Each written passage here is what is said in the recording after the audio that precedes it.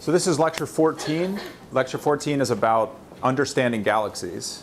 So if you recall where we were before we took this detour to talk about asteroids, we were talking about how people first realized that we actually lived in a giant disk of stars, and that disk of stars was actually part of a larger universe that was more or less made up of other disks of stars and other groupings of stars that we now call galaxies.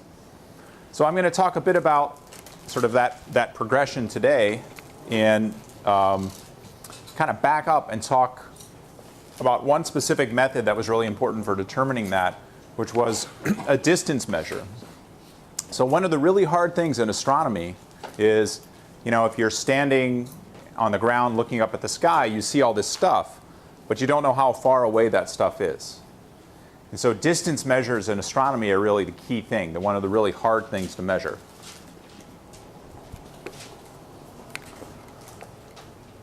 So I showed you something like this last time. This is called the Messier catalog.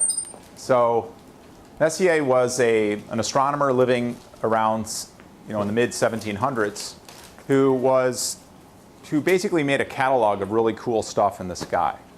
The reason why he was doing this is that he wanted to make it easy for astronomers to know what fuzzy stuff existed up in the sky that wasn't some kind of new comet that was appearing. Because one of the things people were sort of obsessed with at the time was discovering comets as they came back. But interestingly, now this catalog is actually quite famous because it's, in the northern hemisphere, it's some of the prettiest stuff you can see. And these images here are more modern images. Obviously, he wasn't able to take pictures in 1760, but these are more modern images of these Messier objects in the sky. So they're kind of it's a wide variety of stuff. So you might notice that sometimes you have astronomical images, and a lot of them are called like M15, M31, M59, whatever. But these are all different kinds of things. So some of these so-called Messier objects are actually galaxies. Some of them are star clusters. Some of them are nebulae, planetary nebulae. Some of them are different kinds of star clusters. So physically, the different Messier objects represent vastly different things that are really, some of them are really far away, some of them are really close. But it's kind of a historical accident. Astronomy is sort of this kind of an interesting field because it hangs on to a lot of its history and its naming conventions. So all these M objects, M15, M31, are just this legacy of Messier saying, oh, this is something in the sky that's not a star, that's kind of fuzzy. I'll write it down in my book. Okay? But this is just to give you a sense of, at that time, the astronomers didn't know what all this stuff was. They had no idea really what a lot of these things were, although they were different ideas. Some people thought, well, it looks like some of these things are have stars in them. Other ones, we don't see any stars associated with them. And this was kind of sort of a subject of debate or discussion at the time. As we roll into the early 20th century, there were thousands of objects that were known in the sky. Many of them were clearly not stars. And specifically, there were these really intriguing objects that had the spiral structure. They were called spiral nebulae. And there was a debate kind of raging at the time as to whether what these things were. There was this leading idea, or one of the ideas was that they are actually other Milky Ways that are out there really far away. But other people thought that was highly unlikely because the Milky Way itself was so large. Maybe these things were just part of the Milky Way. So another idea is that maybe these were sort of solar systems in formation. And they're kind of bright in the middle, and maybe this stuff out here is planets that are starting to form. And this question was the subject of this Curtis-Shapley debate that we talked about 2 lectures ago, about the nature of the universe at large. So let me just show you another picture of one of these Messier objects. This is M51. This is called the Whirlpool Galaxy. Let's see. Let's do that. This is actually one of the sort of prime examples. This is the prototypical spiral nebulae. This is a spiral galaxy if there's ever been one. There's these big spiral arms coming out of it. Now, we understand that what this thing is right now as this is definitely a galaxy. It's 37 million light years away. So it's rather close in the scheme of things. It's actually pretty close. It's definitely not the closest galaxy to us, but it's pretty close to us. And the other thing you see is it's colliding with this other little thing. And in fact, you can see there's all this sort of diffuse light associated with this one. This guy is probably being ripped apart by this larger M51 object. And they're going to merge and collide together over the course of time. The other thing that you can see is it's in the back of it, because you can see this dust in this spiral arm here is coming out in front of this galaxy back here.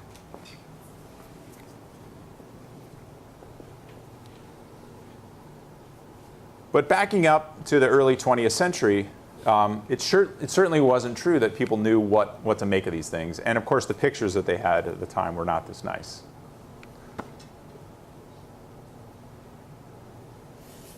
Now, a key telescope in shaping the debate or us understanding this question is the Mount Wilson telescope, the Hooker telescope on Mount Wilson.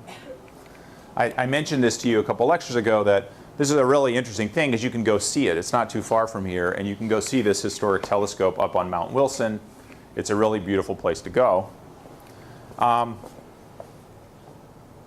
Edwin Hubble was actually using the Mount Wilson telescope when he kind of settled this debate about what galaxies were.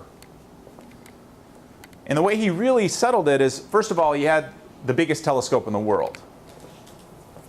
And second of all, he was actually able to see stars. He was actually able to resolve individual stars in this galaxy, and therefore show that it wasn't part of our own galaxy, but it was this distant thing. Moreover, he was able to estimate how far away it was based on what he knew to be the intrinsic luminosities of these stars he was studying.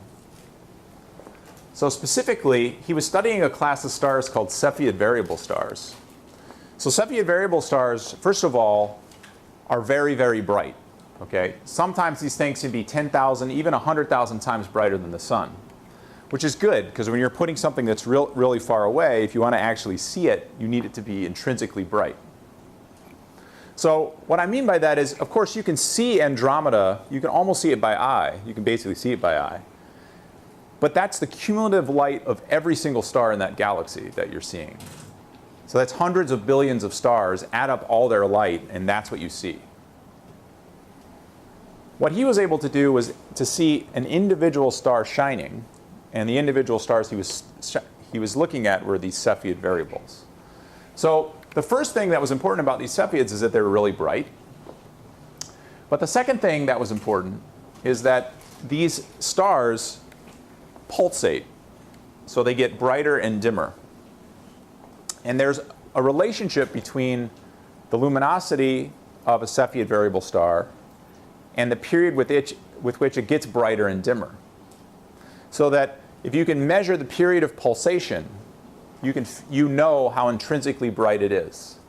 And if you know how intrinsically bright it is, you can figure out how far away it is.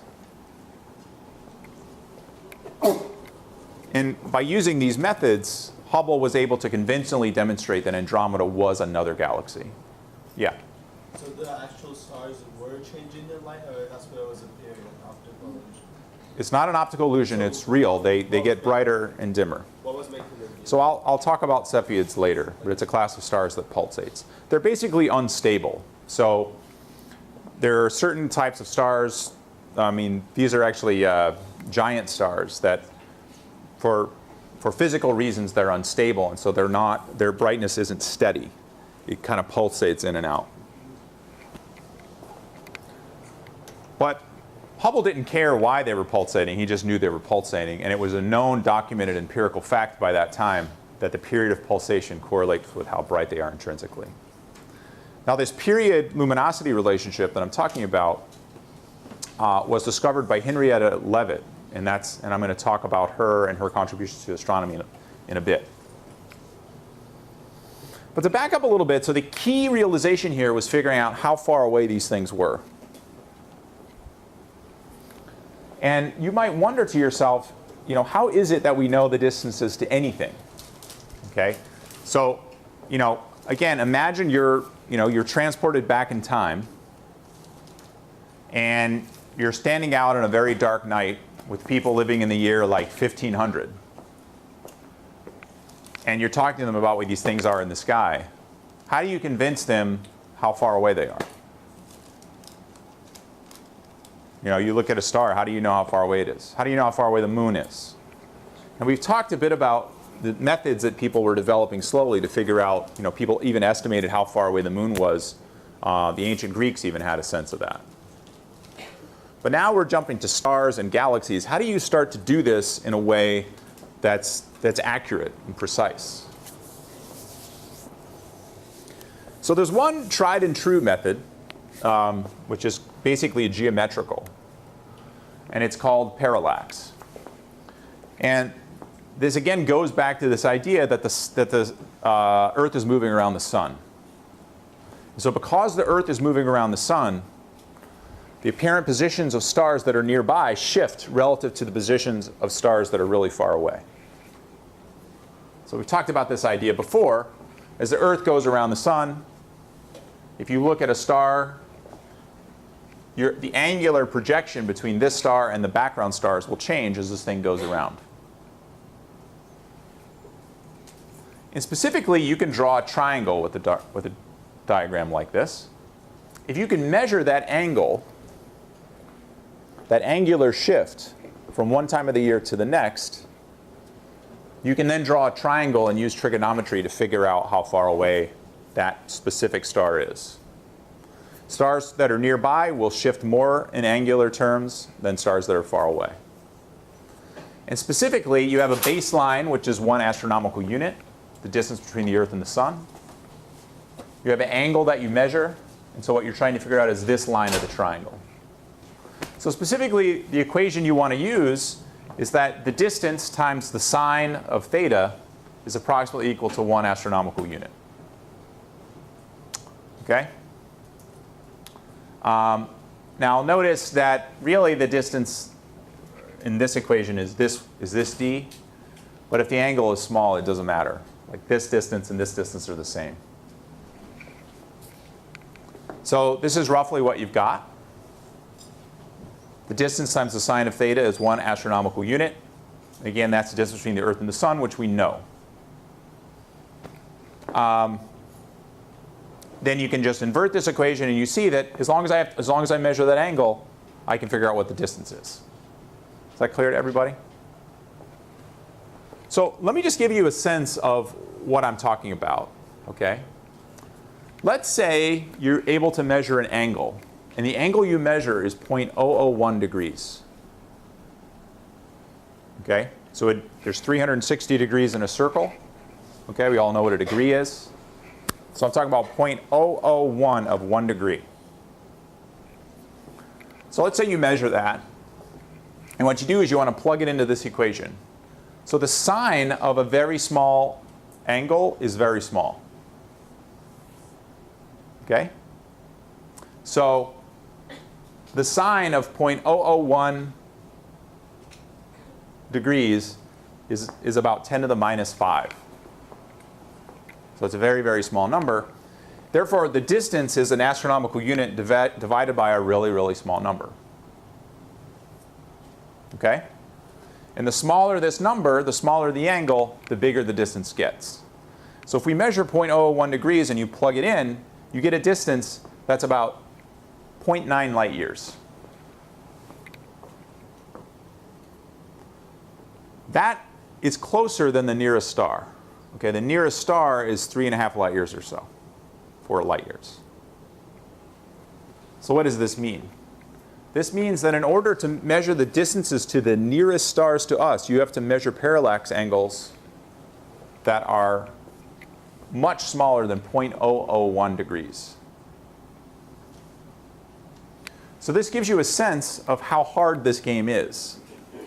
Okay, this is why it's not easy to measure distances in astronomy, but as our instruments get better, specifically if you're using telescopes that can accurately get positions of stars relative to other stars, you can do this.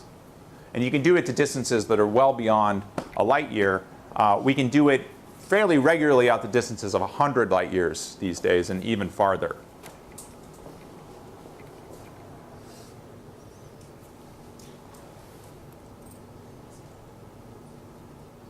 So that's good to within about 100 light years. But once you start looking at things that are farther away than that, you just can't measure parallax anymore. You just can't, there's no difference. Things don't change as the Earth goes around the sun. They're just so far away you don't get it. So how do we go about measuring distance farther than that? Remember, the distance to the Andromeda galaxy is 2.5 million light years. So how can we start figuring out the distances to these really distant objects? Well, the way you basically do it is with a technique using something called standard candles. And what a standard candle is, it's something that we know how intrinsically luminous it is. Okay? So it's like, imagine you have a candle and you know exactly how bright that candle is. It's a 5-watt candle or something. So as you take that candle farther and farther away and you measure its apparent brightness, and it gets dimmer and dimmer to your eye, you can work out how far away it is. Does that make sense? Okay. So specifically what we're talking about is we're using this apparent brightness equation, the one we've seen before, where the apparent brightness you see is equal to the intrinsic luminosity of the thing, how much energy is coming out per unit time, how intrinsically luminous it is, divided by 4 pi d squared, where d is the distance to the object. So this is the classic inverse square law, that the apparent brightness of something is just falling off like 1 over the distance squared. So if for somehow, you give me a candle, right, and you tell me how luminous it is, I can measure the brightness, which is how much energy per unit time per unit area that I'm collecting, and I can solve for the distance. Specifically, the equation is the distance equals the square root of 4 pi times the brightness that you measure divided by the luminosity.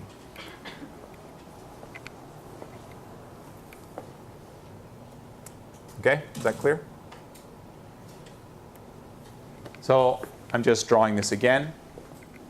But then it comes back to this question of, okay, I get that that could work. If you gave me a candle and you took the candle to Andromeda, then I could figure out how far away Andromeda was.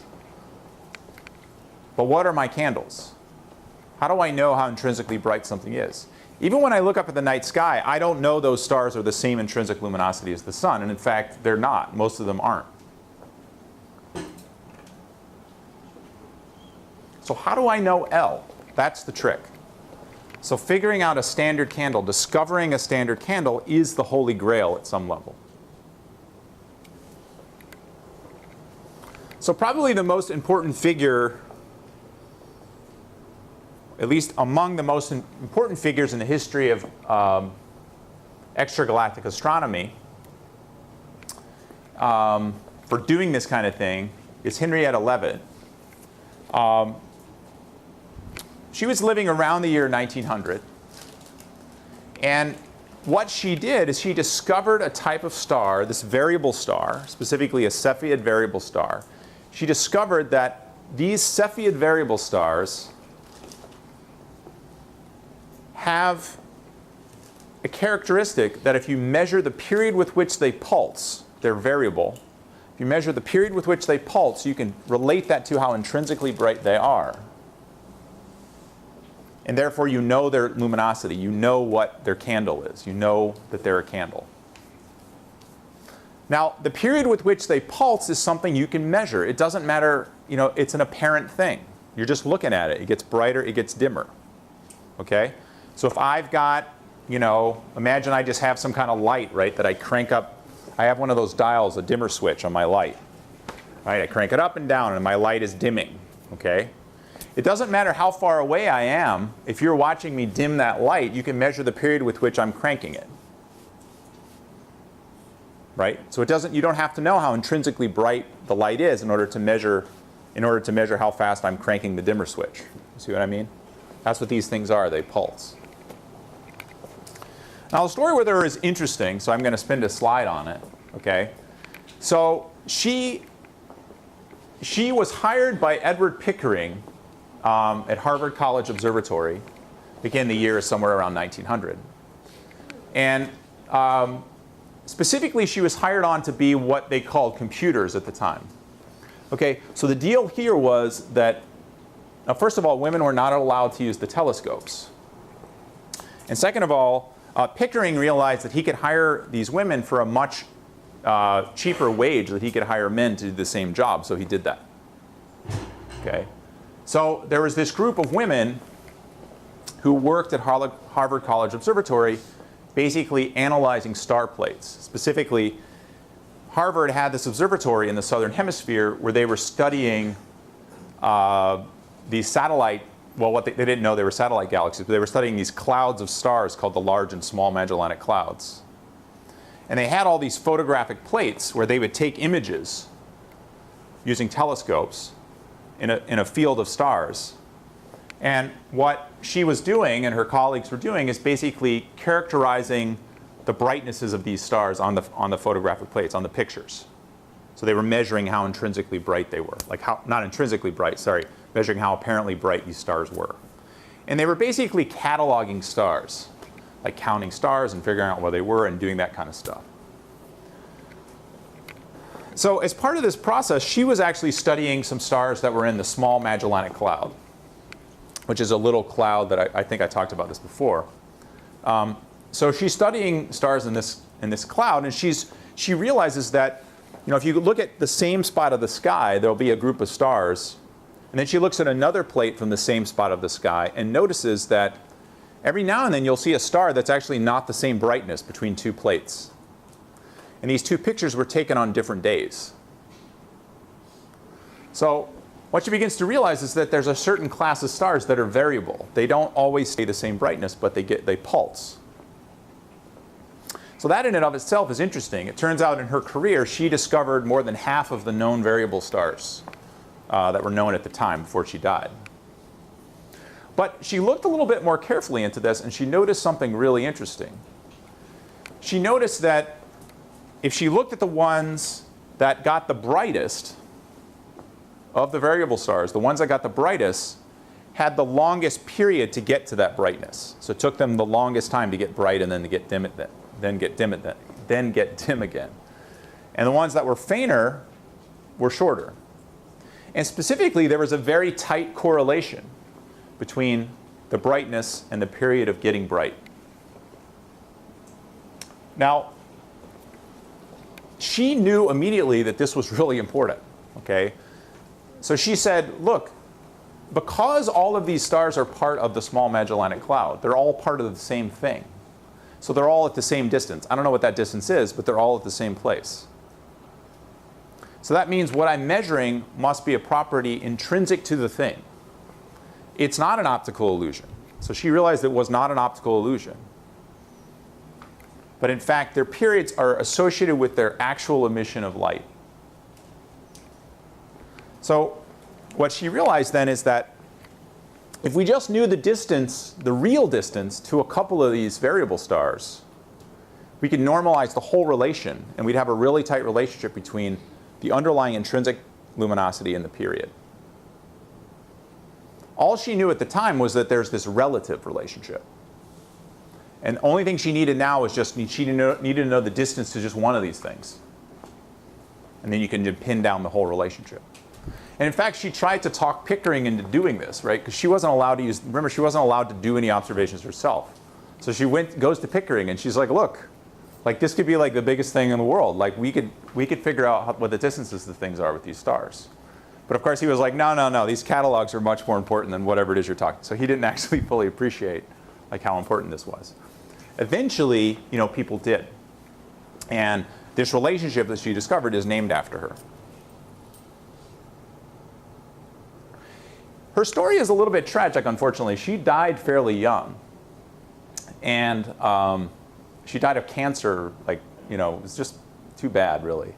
Because she probably would have gone on and done even more stuff and maybe eventually been involved in this detection of the actual, you know, measurements of the actual distances and all this kind of stuff.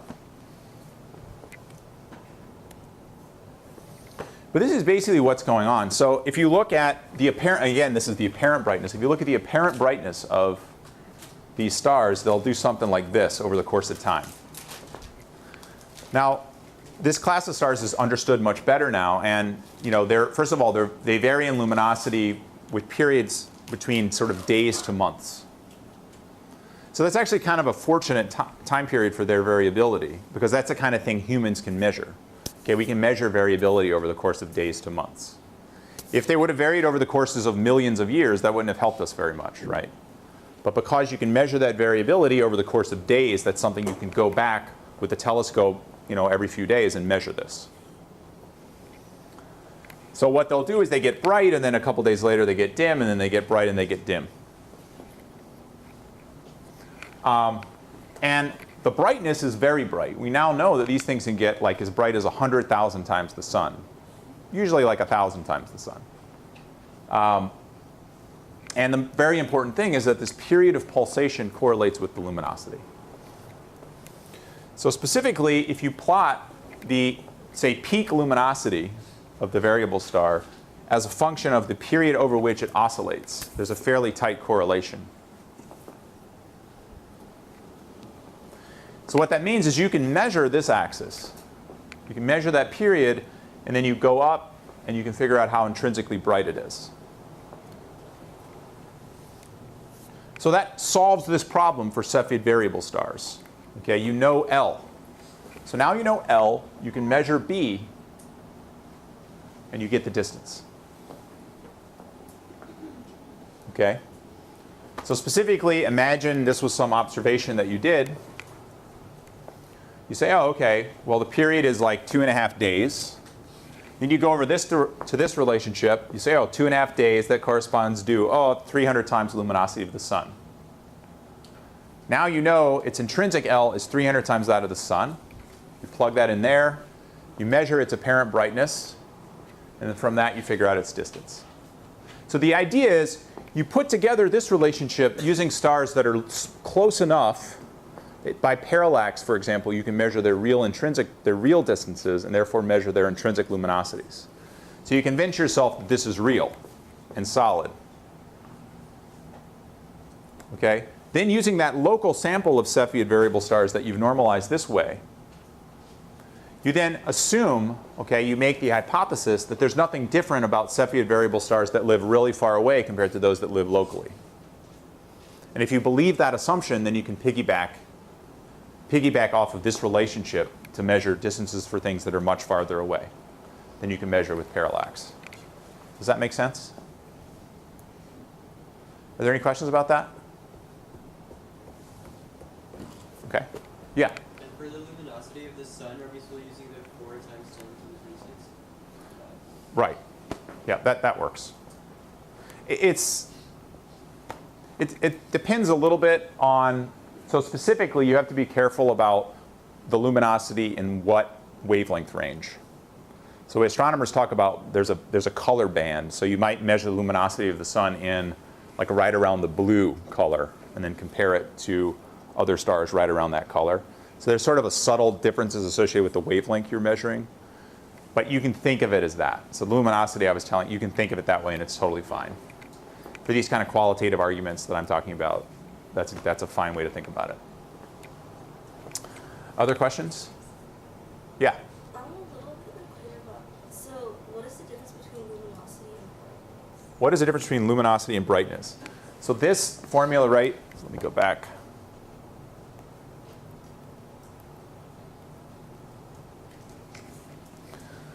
This is the definition of brightness, okay? Okay, so luminosity is the amount of energy coming out per unit time. That's what luminosity is, okay? So that's like an absolute measure. Brightness is like the amount of energy that's coming out per unit time, per unit area. So qualitatively what that means is, let's say I have a light bulb, okay? The light bulb has a luminosity and that's fixed. And its luminosity is 100 watts. That's a unit of luminosity. So you have a 100-watt light bulb. Qualitatively, the brightness is the difference between me putting that light bulb right in your face and taking it really far away. Okay? So if you put that light bulb right in your face, it's extremely bright. And it's extremely bright because this distance is very small. But if I take the light bulb really far away and the rest of the room is dark, then the brightness falls way off. Okay? So brightness is what you infer from your senses, or what you can measure from a detector far away from a light source. The luminosity is like some inherent property of the thing that doesn't depend on how far away you are from it. Does that make sense? Okay. Any other questions? Yeah. For the pulsing stars, do we know if they're actually changing that quickly in a matter of days, or is that just the time it takes for us to reach our eyes and see it? Yeah, great question. So the question is, are they really changing that quickly in a matter of days, their brightness, or does that have something to do with like the light the travel time of light? These things are close enough that that travel time of light thing doesn't matter that much. Okay, so it's like they get bright and they get dim, but the light that leaves that star when it's bright takes exactly the same amount of time to get to us as the light that leaves the star when it's dim. So that period that we measure is real and intrinsic to the thing. There is a delay by ever how many light years away it is for us actually seeing the light that's emitted at any given time. But once it's emitted, it just travels. Okay? So it's like, you know, imagine you have a long rope and it's not doing anything, and then someone 10 miles away takes it and flicks it like this. Okay, then like 3 days later, the rope ripples by. Okay? And instead of doing it once, the next time they do it twice. Okay, and then like 3 days later, you see 2 ripples go by and you go, oh, they did it twice. So you can still infer physically what was going on, but there's just a delay. Does that make sense? Okay. Yeah. Just looking at the algebra, is that right? It's possible that I did it wrong. Let's see. It's always possible that I do things wrong.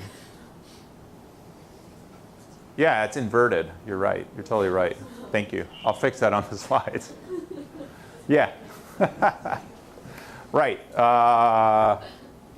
Right. Of course. This makes no sense. Thank you. Right. So, so the distance. Right. So the brighter the thing is intrinsically. So the brighter the thing is intrinsically, for a fixed apparent brightness, the farther away it is. Okay? So yeah, this should be flipped. You can take out parentheses around this and do a -1 if you want to. Or you can just flip this thing here. Yeah, thank you. Sorry. That's what you get when you do your lectures like 15 minutes before class. Sorry. Okay, I'll fix that. I'm glad. That's why I didn't post this yet, because I hadn't checked it. Okay. It's a good thing someone in this room knows algebra. Yeah. Uh-huh. So when we do these problems, like, will L be given? Or So the question is, when we're doing these problems, will L be given? I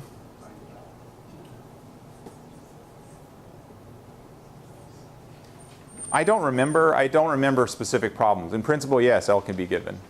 oh, okay, so we aren't doing problems using this equation? You are doing problems using this equation. You have problems on your assigned homework using this equation. I just don't remember what they are. So if anyone has a copy of the homework, you can see. But in principle, I can give you this number and this number, and you figure out this number. Or I can give you this number and this number, and you figure out this number. So there's all kinds of different things I could do. Yeah. But when you have specific, if you have a question on a specific problem, I'm definitely happy to work on it with you. And it's the kind of thing Oliver's going to talk about on Friday. Yeah. Anything else? Okay. Okay. So it was with this method, okay, this basic idea of measuring a period, inferring a luminosity, and then backing out a distance, that Shapley used in his debate with Curtis, for example, to argue that, first of all, he measured the distances to globular clusters this way. So he saw Cepheid variable stars in globular clusters, and he used that to measure the distances to those clusters, and then made like a 3D, or made like a map to figure out where the globular clusters were with respect to the sun. And first of all, he found that those globular clusters tend to be clustered around an area that was far away from the sun. And he said, oh, they must be clustered around the middle of the galaxy, and therefore the sun is not at the middle of the galaxy. And second of all, he found that these things were fairly far away. And from that, he argued the galaxy was very big. Now, it turns out that in detail, he got those distances wrong because it turns out there's two classes of variable stars, and he was confusing the two. And that wasn't really known then. But qualitatively, it doesn't matter. This was also the same technique that Hubble used, now with an even bigger telescope, to resolve variable stars in M31 and figure out that M31, the Andromeda Galaxy, was in fact a galaxy and was far away. Are there any other questions? Okay. So the ramifications of this ability to measure distances to things that were really far away were pretty intense, right? So it's similar in many ways to the Copernican revolution, really, where humans for the first time realized that the Earth was not fixed, that the Earth is moving.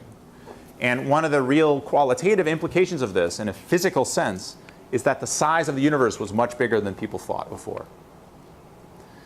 Here we see the same kind of thing happening all over again in the early 20th century, when people realized that, in fact, even the galaxy itself was not the universe. And in fact, the universe was much, much larger than even the galaxy. So these spiral nebulae that had been cataloged by Messier in his catalog, were many of them, or those were all other Milky Ways. So you have this universe filled with pockets of stars, each of those pockets containing billions of stars themselves. And they're spread out with separations of millions of light years. And what people were discovering at the time, too, is that if you take a telescope that can make a sharp image, and you point it at a blank part of the sky and expose for a while, and collect light, you actually start seeing more and more of these spiral nebulae. More and more of these galaxies are there. So the deeper you look, the more you see. And you never run out of seeing them. So again, this is opening the universe up. It's getting bigger and bigger. And so you have this kind of humbling realization that not only is the Earth just a planet going around the star, but our star is just one among what turns out to be billions of stars in our galaxy. But there are, in fact, billions and billions of galaxies in the universe.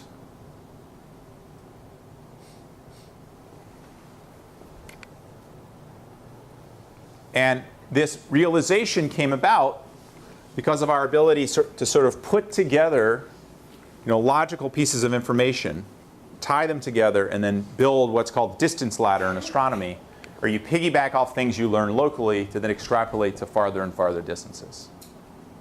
And there are other methods that we use to sort of extend this basic idea of a standard candle to distances that are really, really far away. Okay. So any questions? Okay. Yeah? How do you measure the angle of the farthest star? Do they use a protractor? Yeah, okay, so great question. So how do you measure these angles? What the heck are you talking about? How do you get a protractor out and just hold it up? So, that's basically what the ancient Greeks were trying to do. They didn't have a telescope, but they were trying to measure this parallax with effectively some kind of protractor kind of thing, right? That's not what we do these days. So what you do these days is you have an image of the sky that you can take with a telescope that makes really precise pictures, really sharp pictures. And in those pictures, there will be bright objects. And those are and those are all stars. And you can it turns out by methods of normalizing against other stars that we know about, you can point back at exactly the same image later. And if there's 5 or 6 stars in that image that are really well known and studied, you can then stack the new image up so that those stars line up. And you look to see if any of the stars have shifted. Okay? But what you want to do is you want to line it up with more distant background stars and see if the stars in front, the brighter ones, are moving or not. The idea being that the dimmer stars in your picture are really far away, and therefore they're going to shift a lot less than the stars that are closer, the brighter stars in front. So that's basically the idea. So what you do is you use things to kind of reorient yourself.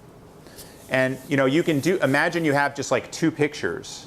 It is kind of hard because you're taking these pictures on different days. So how do you know it's shifted or not?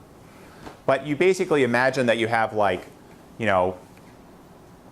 one picture from Google Maps taken on one day, or like Google Street View, right? You have some picture of a house from Google Street View, and then you have another picture of like the neighbor's house from Google Street View.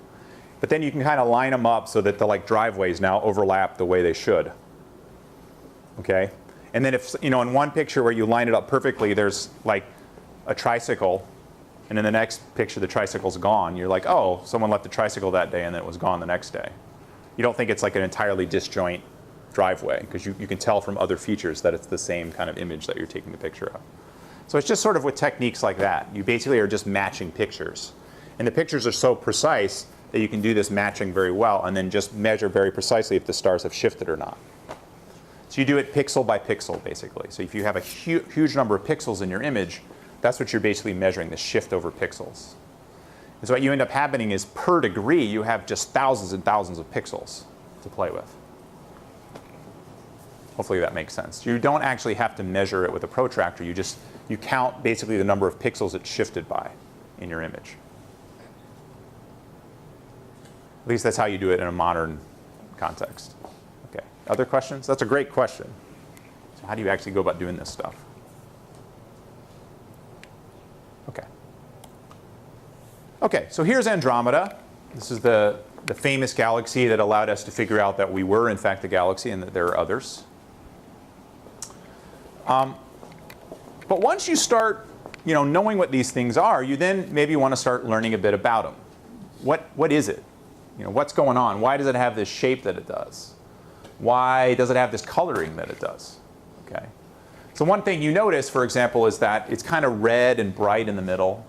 And as you go away, it gets bluer. The other thing you notice is that, well, there's this thing here, which looks like it's not part of it. In fact, it's not. So this is another galaxy. This is a little satellite galaxy that's orbiting around it. Now, it turns out that the fact that it's red, kind of orange in the middle, is a signature that the stars in the middle are primarily older than the stars in the outer part. And this goes back to the point that if you have a group of stars, imagine you have a whole bunch of stars that are formed at once. What you typically do is you have a distribution of masses. So, if you form a big cluster of stars, you'll form some low mass stars, some medium mass stars, and some high mass stars. So the high mass stars are the ones that are just burning their energy like crazy. They have a whole bunch of fuel to burn, but they're burning at an incredibly high rate, and they're burning really hot. So things that burn hot glow blue. Now, in that same group of stars, you'll also have some low mass stars. And those low mass stars are really long-lived. And they glow red because they're not as hot as the high mass stars. Okay? So, now if you just watch this group of stars age, after a few hundred million years, those really massive stars that are burning blue die. They run out of fuel, they blow up, they go away. And if you watch these things for billions of years, the bluer stars start to die off, and the redder stars hang around for a really long time. So when you look at a group of stars and it looks very red, that means all the young stars have died off, and the only ones left are the low mass stars. If you look at a group of stars that have a more bluer tint, that means that group contains a bunch of bright young stars that are glowing blue. Does that make sense? So the difference is it goes back to this diagram that we showed before, that if you plot main sequence stars as a function of their temperature, okay, the really bright ones are glowing blue, and the fainter ones are glowing red. And this is also a sequence of lifetime, that as you go this way, they live longer, and as you go this way, they die sooner. You had a question? It was just the picture before. Yeah. You know the fainter like stars you see there, are they actually in the Milky Way still? Oh, these things? Yeah, like all Some of those are actually like star-forming star clusters in the system, but like this thing up here, that's a star in the Milky Way. Right. So a lot of those, when you look at an image like this, a good number of the stars are actually foreground stars. But some of these spots are actually like some of these details in here are actually star clusters in M31 itself. And that's a huge pain in the neck when you're trying to study a galaxy like this. If you look right at the heart of it, you tend to see mostly M31 stars. But if you're trying to study the edge of a galaxy like this, you're constantly having to throw out foreground stars that are just part of the Milky Way. Yeah. Any other questions? But that's a great point. So whenever you see an image like this, you have to take these images looking through the Milky Way.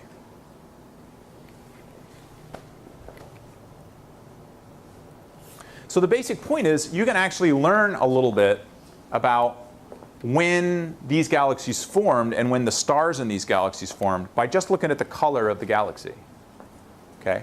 So specifically, because there's this relationship, this black body relationship between the temperature of an object and the color that it glows at, the peak of its emission spectrum, you can figure this out. So you have massive stars that are very hot. They produce blue light. And these same massive stars tend to be short-lived. So you only see this blue light coming from a galaxy if it's got young stars, so if it's just formed some stars. Lower mass stars are cooler. They glow red. So if you see a galaxy that's dominated by a red light, you know that it hasn't formed stars in a while, and it's mostly dominated by older stars. So it's deader, okay? So if you have a really red galaxy, it's basically dead. It has stopped forming new stars, and its stars are just kind of like chugging along. You see a bright blue galaxy, those galaxies are alive. They're being born right now. The stars in them are being born right now. So what you see here readily is that the stars in the middle of M31 are old. But the stars as you go out into the disk are young. And this is generally what you see. It looks like stars like to form in disks. And the middles of galaxies formed long ago. So it's almost like the old people are in the middle and the younger people are in the outer part.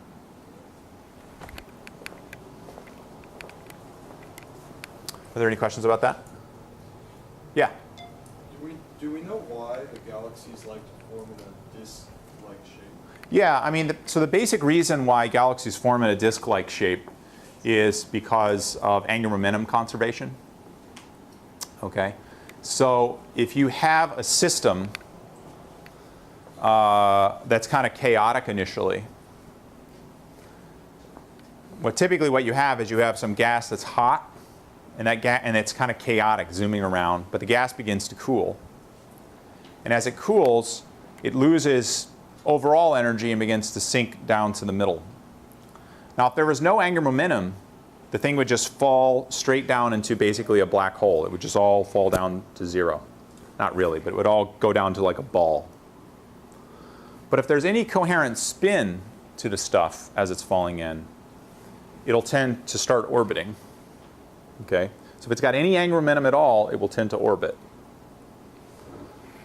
And that's, you generally get disk configurations in a lot of different systems in astronomy. So planets form in disks around suns, and that's because the gas cloud that started making that star had a little bit of spin to it, had a little bit of angular momentum. So as it collapses, it forms a disk. The same thing here in a galaxy. Turns out that the regions around black holes are fed by disks of hot gas. And again, that's a consequence of angular momentum conservation. So a general statement is, if you have a system, its lowest energy configuration, if you have a system with angular momentum, its lowest energy configuration is a disk. Yeah. And then, where does the angular momentum come from? Or like, what makes so? Why does it spin at all? Yeah. So like, if it's an object is like this, then the gravity should come from all directions. Mhm. What makes it go? That's a great question. So galaxies, before they form, have kind of an irregular shape. They form out of like a glob of stuff that's kind of irregular. But they feel gravity not only from itself, but from things that are farther away. Okay? So if you have an irregular shape, and there's something massive over there, right? You tend to turn towards it. Okay? So if I'm a long dumbbell or something and there's a mass over there, I'm attracted to it and I tend to want to go towards it. Okay? So there's some large-scale inhomogeneities. There's more stuff on one side of the room than the other. If you have something that's dominated by gravity, you have a dumbbell-type shaped thing, it'll sort of rotate towards it. So it starts to rotate towards it, and then it begins to collapse. And as it begins to collapse, it just keeps that spin. And then it forms a disk out of that. So that's where the angular momentum comes from, basically. And it's hard to build a configuration where there's no large, that's called a torque. When there's no large-scale torquing, it's actually really hard to build such a situation. You'd have to work really hard not to have any torquing. And that's basically why you see angular momentum everywhere.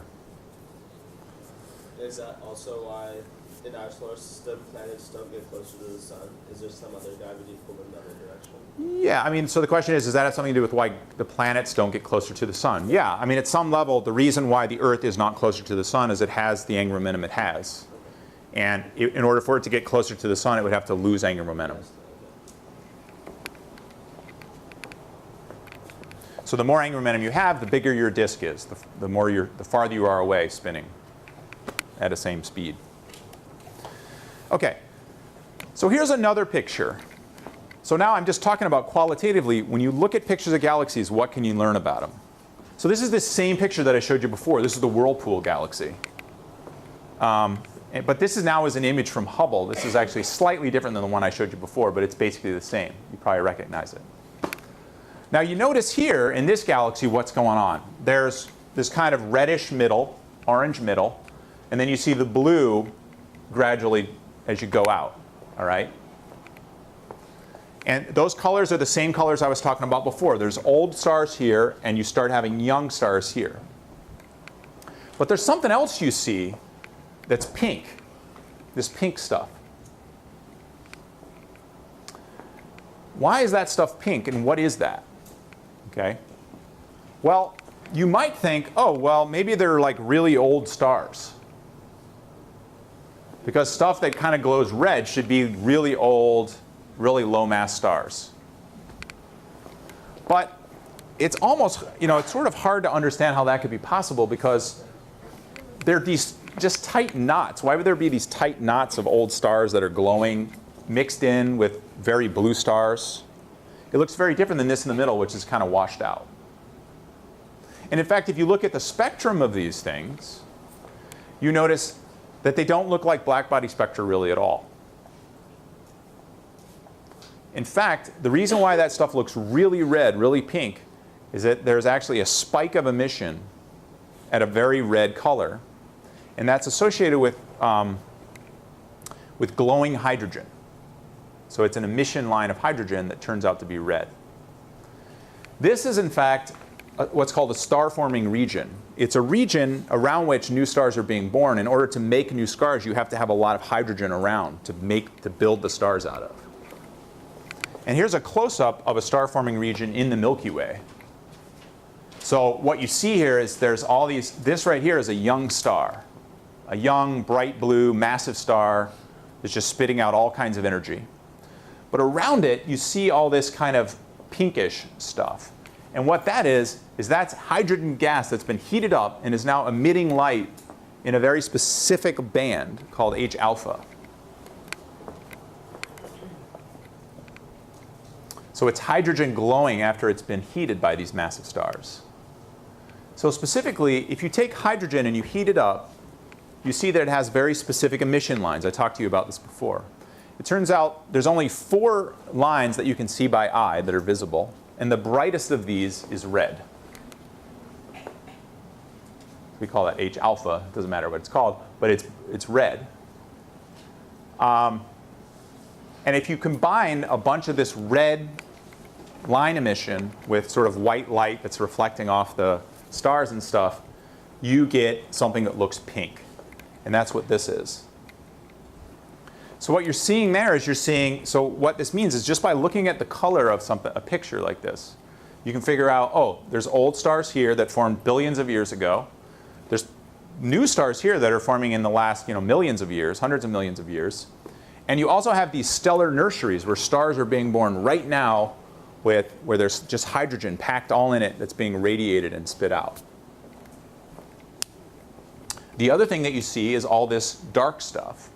The dark stuff is dust. What that basically is, it's stuff that's been spit out of stars after explosions and sort of heavier elements that act to absorb the light that it's in front of. So it kind of casts a shadow.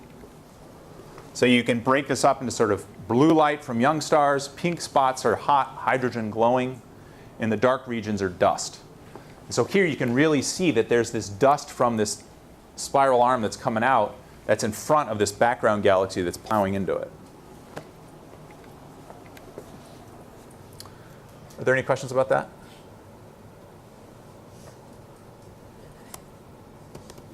Okay.